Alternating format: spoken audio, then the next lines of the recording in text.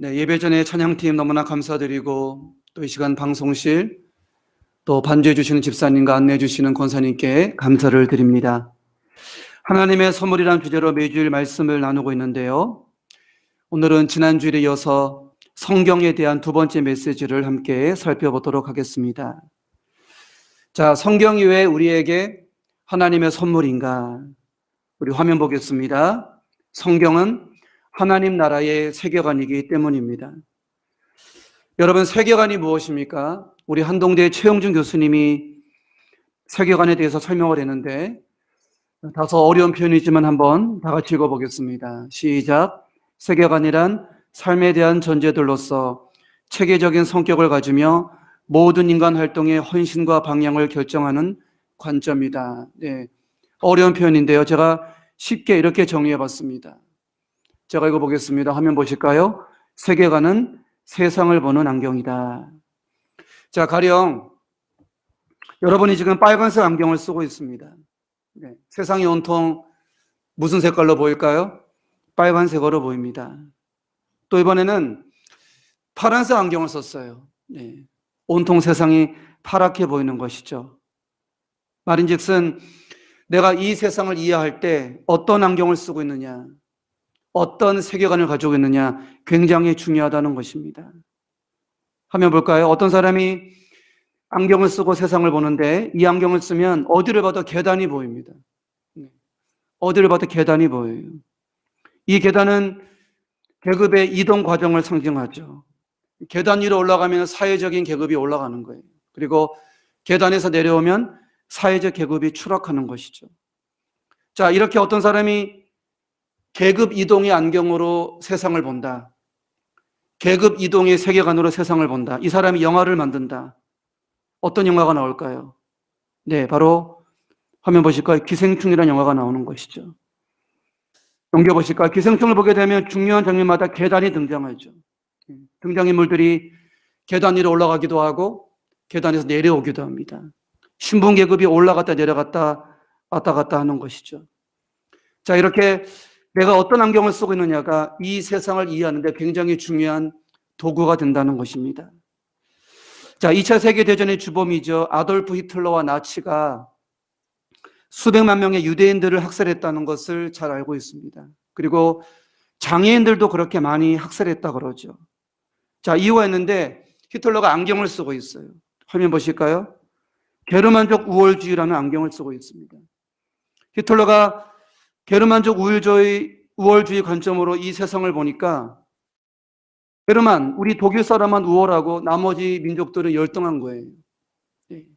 인류가 발전하기 위해서는 열등한 민족, 열등한 인종은 사라져야 돼요. 그게 유대인이고 장애인이죠. 그래서 유대인들과 장애인들을 수백만 명을 살해하게 됩니다. 자, 지도자 한 사람이 잘못된 안경을 쓰니까 주변에 많은 사람이 고통을 받게 되죠. 우리 화면 보실까요? 여러분 아시는지 모르겠는데 레나 마리아라고 하는 스웨덴 출신의 복음성가 가수가 있습니다. 태어날 때부터 기형이었죠. 두 팔이 없고 한쪽 다리는 기형입니다. 레나 마리아가 태어났을 때 의사를 포함해서 주변 사람들이 레나 마리아 부모에게 권유했어요. 이 아이를 감당할 수 있겠습니까? 평생 이 아이를 바라볼 때 괴로운 마음으로 사셔야 되는데 차라리 지금 아예 국가시설에 맡기십시오. 이렇게 권유했다고 그러죠. 자, 그러나 레나 마리아 부모님이 그들의 말을 단호하게 거부합니다. 아닙니다. 저는 이 아이를 자랑스럽게 키울 것입니다. 이 아이를 최선을 다해서 양육할 것입니다. 자, 레나의 부모에게 어떠한 마음이 있었을까? 무엇 때문에 이렇게 담대하고 용기가 있었을까? 우리 화면 보실까요? 레나 마리아 부모가 안경을 쓰고 있었는데 하나님의 형상이라는 안경을 쓰고 있죠. 누구를 봐도 그 사람이 하나님의 형상으로 보이는 거예요. 자, 히틀러의 안경으로는 장애인들이 제거 대상이죠. 그러나 레나 마리아 부모의 안경으로는 장애인들이 사랑과 존경과 섬김의 대상입니다. 그래서 자신의 기형아기를 끝까지 사랑으로 키울 수 있는 것이죠. 자, 내가 어떤 안경을 쓰고 있느냐, 어떤 세계관을 갖고 살아가느냐, 여러분 굉장히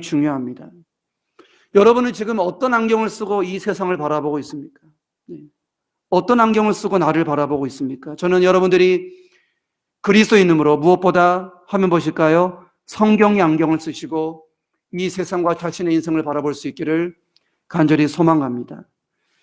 우리 화면 보실까요? 성경에 보게 되면 수많은 세계관이 기록되어 있죠. 넘겨보겠습니다. 네. 첫째로 하나님이 세상을 창조하셨어요. 네. 창조의 안경으로 세상을 보는 것이죠. 자, 인간은 구원이 필요한 죄인입니다. 죄라는 안경으로 이 세상을 보는 거예요. 그리고 예수님만이 구원의 길이죠. 구원의 안경으로 세상을 보는 것입니다. 자, 넷째로 하나님께서 역사를 이끌어 가시죠.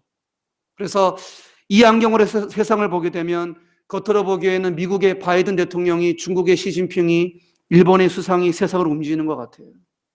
그러나 이 네 번째 안경을 쓰게 되면 이 세상의 모든 움직이는 배후에 하나님의 섭리가 있다는 것을 알게 되죠. 다섯 번째, 죽으면 천국에 가죠. 이 안경을 쓰고 세상을 바라보게 되면 이 땅이 자랑하는 부귀와 명예들, 거기에 몰두하지 않게 됩니다. 내 마음을 빼앗기지 않게 돼요. 영원한 하나님 나라에 내 마음을 두게 되죠. 자, 이외에도 성경 안에 수많은 세계관이 있습니다. 수많은 안경들이 있어요. 자, 오늘은 그 중에서 한 가지, 오늘 본문인데 이사야 43장 2절의 세계관을, 이사야 43장 2절의 안경을 여러분들이 쓸 수 있기를 소망합니다. 한번 볼까요? 2절에 이런 표현이 있습니다. 내가 너와 함께 할 것이라. 무슨 뜻입니까? 하나님이 지금 이곳에 나와 함께 하십니다. 전 여러분들이 이 안경을 쓰시고 여러분 자신과 이 세상을 바라볼 수 있기를 간절히 소망합니다. 자, 내가 너와 함께 할 것이다. 이 안경을 쓰고 내 인생을 바라보게 될 때 나에게 어떠한 일이 일어나게 되는가? 신약성경 사도행전 10장을 보게 되면 구속사적으로 굉장히 중요한 명장면 하나가 소개되어 있는데 유대인이 아닌 이방인에게 최초로 성령이 임하게 되죠. 네, 그리고 이 이방인은 당시 로마 제국의 군대 장교 고넬료입니다. 중요한 것은 이 위대한 일을 하기 위해서 하나님이 베드로를 고넬료에게 보내죠. 네, 베드로를 파송해요. 여러분, 당시 베드로가 누구입니까? 과거에는 예수님의 수제자였고 지금은 초대교회 안에서 최고의 영적 권위와 직위를 가진 대사도, 대지도자이죠. 사도행전 10장 25절을 보니까 고넬료가 베드로를 보자마자 납작 엎드려요. 네, 절을 합니다. 이렇게 높은 분이 이렇게 친히 저희 집에 찾아오시니 영광입니다. 절을 하죠. 자, 이때 베드로의 반응이 무엇입니까?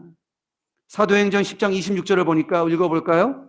시작. 베드로가 이렇게 이르되 일어나라 나도 사람이라 하고 일어서라 나도 사람이라. 고넬료 선생님 왜 이러십니까? 하나님의 절을 받으시고 하나님의 경배를 받으셔야지 왜 저에게 절을 하십니까? 이러지 마십시오.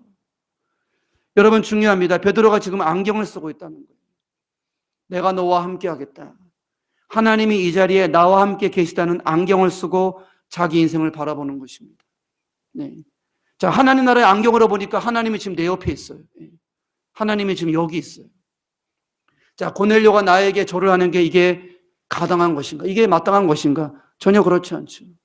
선생님, 여기 하나님이 계시잖아요. 저한테 절하지 마시고 하나님께 절하셔야죠. 하나님께 경배하셔야죠. 무슨 말입니까? 내가 너와 함께 할 것이라. 이 하나님 나라의 안경을 쓰고 있으면 첫째로 화면 보실까요? 우리가 겸손할 수밖에 없다는 것입니다. 겸손할 수밖에 없다는 거예요. 여러분, 성경을 읽다 보면 하나님께서 내내 우리 그리스도인들에게 당부하는 것이 있죠. 교만하지 마라.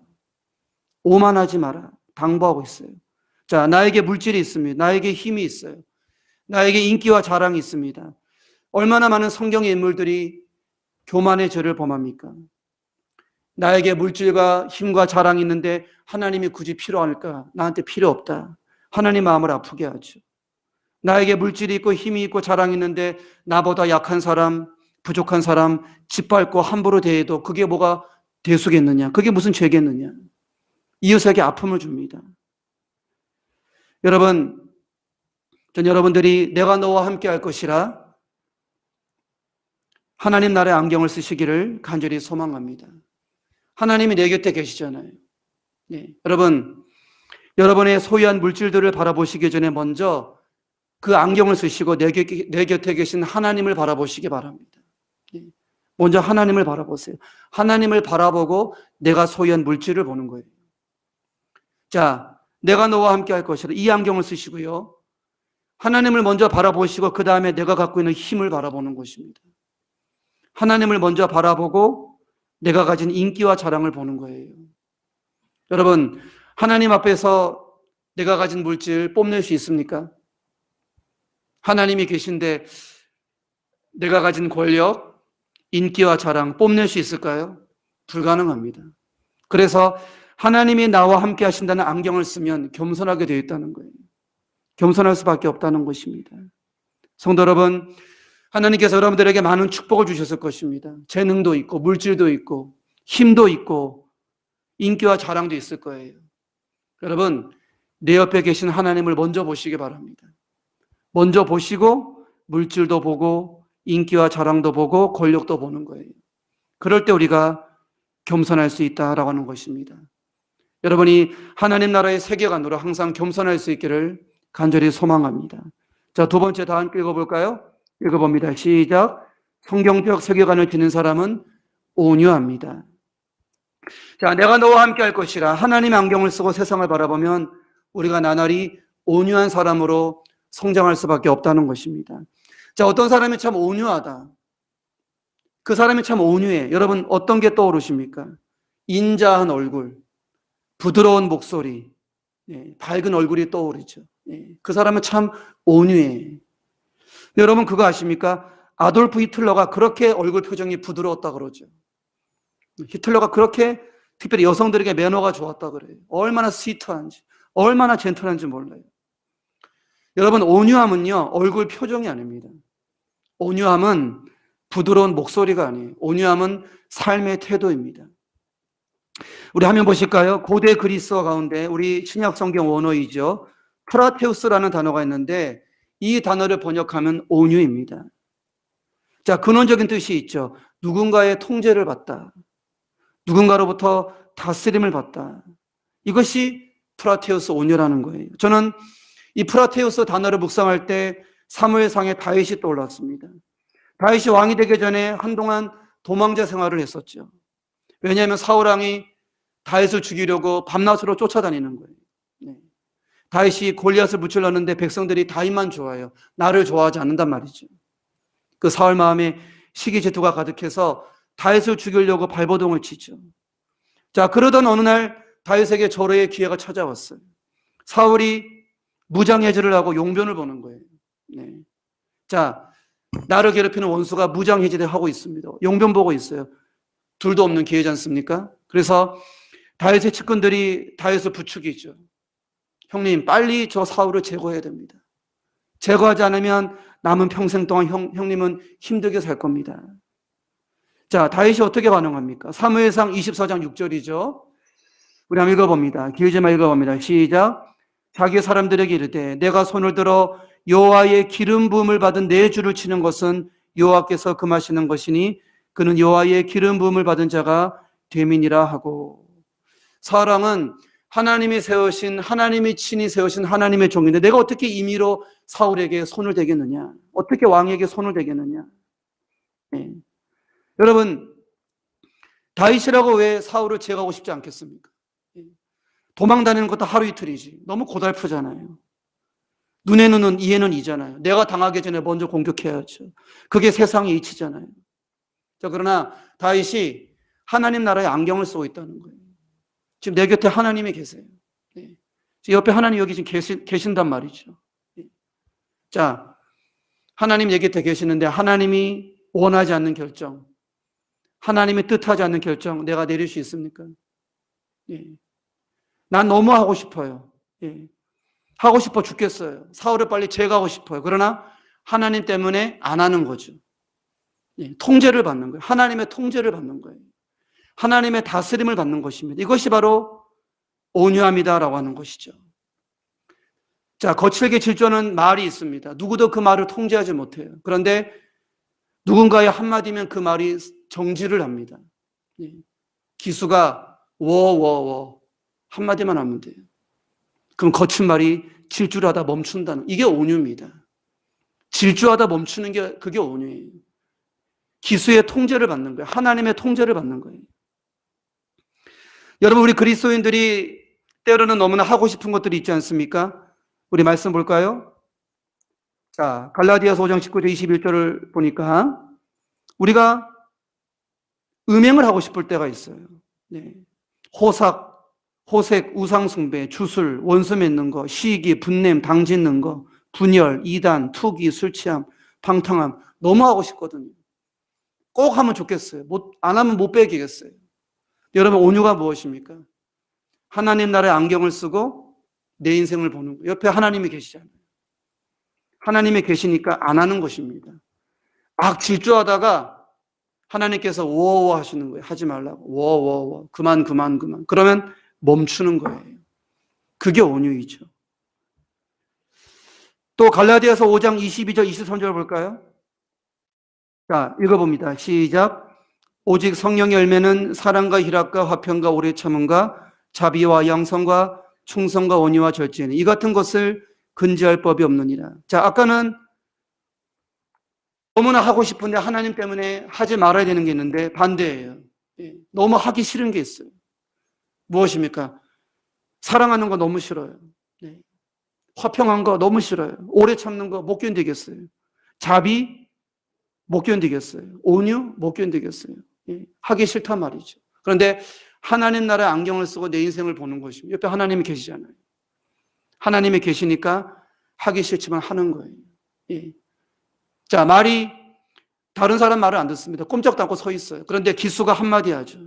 달려라. 이랴 달려라 하면 말이 달려나가는 것입니다. 기수의 통제를 받잖아요. 하나님의 통제를 받는 것이 바로 온유라고 하는 것입니다. 여러분, 너무 하고 싶은데 내 곁에 계신 하나님 때문에 안 한 것이 있습니까? 여러분들은 온유한 사람입니다. 여러분들 온유한 사람이에요. 또 너무 하기 싫은데 하나님 때문에 했어요. 내 옆에 계신 하나님이 원하시거든요. 그래서 했단 말이죠. 여러분들은 온유한 사람이죠. 전 여러분들이 평생 동안 온유한 사람 되기를 소망합니다. 그래서 다윗처럼 사울 같은 사람에게 자비를 베풀고 긍휼을 베풀 수 있는, 그래서 궁극적으로는 하나님께 영광이 될 수 있는 그런 존귀한 삶을 누릴 수 있기를 간절히 소망합니다. 너무 하고 싶지만 하나님의 통제를 받는 거예요. 너무 하기 싫지만 하나님의 통제를 받는 온유한 사람, 프로테우스의 사람, 그 복이 여러분들이 임하기를 간절히 소망합니다. 자, 세 번째입니다. 읽어보겠습니다. 자, 시작. 성경적 세계관을 가진 사람은 희망을 품습니다. 자, 하나님이 나와 함께 하신다. 이 안경으로 나를 보게 되면 우리 마음속에 희망이 생긴다는 것입니다. 사도행전 16장을 보게 되면 바울과 실라가 등장하는데 두 사람이 빌립보 도시에서 전도 활동을 하다가 감옥에 갇히게 되죠. 예수의 대적자들이 두 사람을 박해하면서 감옥에 가둡니다. 자, 당시 두 사람의 상황을 이렇게 묘사하고 있습니다. 말씀 볼까요? 읽어봅니다. 시작. 그들을 깊은 옥에 가두고 그 발을 착고에 든든히 채웠더니. 자, 상상해 보겠습니다. 바울과 실라가 감옥에 갇혀서 발이 탁구에 묶여 있어요. 신체의 자유가 빼앗긴 것이죠. 내 몸을 어찌할 수 없어요. 몸의 자유가 빼앗긴 거예요. 근데 여러분, 중요합니다. 신체의 자유가 빼앗겼지만 그들의 마음은 빼앗기지 않았다는 거예요. 마음의 자유는 빼앗기지 않았어요. 자, 그러므로 사도행전 16장 25절 읽어볼까요? 자, 읽어봅니다. 시작. 한밤중에 바울과 실라가 기도하고 하나님을 찬송하며 죄수들이 듣더라. 자, 비록 내 신체는 얽매여 있지만 그들이 하나님 나라 안경을 쓰고 감옥을 둘러보는 거예요. 감옥을 이렇게 보니까 하나님 여기 계시는 거예요. 하나님 여기 계세요. 함께하고 계세요. 아, 이 감옥 안에 우리 둘만 있는 것이 아니구나. 하나님이 함께하고 있구나. 그러면 비록 우리의 몸은 얽매여 있지만 우리의 마음은 자유롭게 하나님을 찬양하자. 하나님을 경배하자. 우리 화면 보실까요? 많이 읽어보셨을 텐데요. 빅터 프랭클이 쓴 죽음의 수용소라는 책이 있습니다. 빅터는 유대인이었는데 2차 세계대전 당시에 강제 수용소에 들어갔죠. 그래서 하루하루 비참한 일상을 살아가게 됩니다. 여러분, 히틀러와 나치가 아까 설명드렸지만 얼마나 유대인들을 증오했습니까? 수용소의 생활이 얼마나 비참했겠어요. 얼마나 끔찍했겠어요. 그리고 하루에 몇 명씩 가스실에 들어가서 죽임을 당하는데 그걸 지켜봐야 되는 거예요. 하루하루가 지옥이죠. 빅터 자신에게 절망이 찾아왔다는 거예요. 이곳에 과연 희망이 있을까? 이곳에 과연 희망이 있을까? 여기는 지옥인데, 여기는 악마의 소굴인데. 그런데 어느 날 곰곰이 생각해 봤다는 것입니다. 정말 이곳에 자유가 하나도 없을까? 자유가 하나도 없을까? 생각해 보니까 있더라는 거예요. 비록 내 몸은 자유가 없지만 내 마음은 자유가 있더라. 내 마음만큼은 자유가 있더라. 나치 군인들이 내 손에 수갑을 채우고 내 발에 착고를 묶을 수는 있지만 내 마음에 수갑을 채울 수 없다라는 거예요. 내 마음에는 착고를 채울 수 없다라는 거예요. 저들이 내 마음을 함부로 빼앗을 수 없다라는 것입니다. 그래서 빅터가 결심했다고 그러죠. 내가 수용소에 있는 동안에 희망을 품고 살겠다. 내가 희망을 품는 것은 저들이 어찌할 수 없다. 저들이 방해할 수 없다. 나는 희망을 품겠다.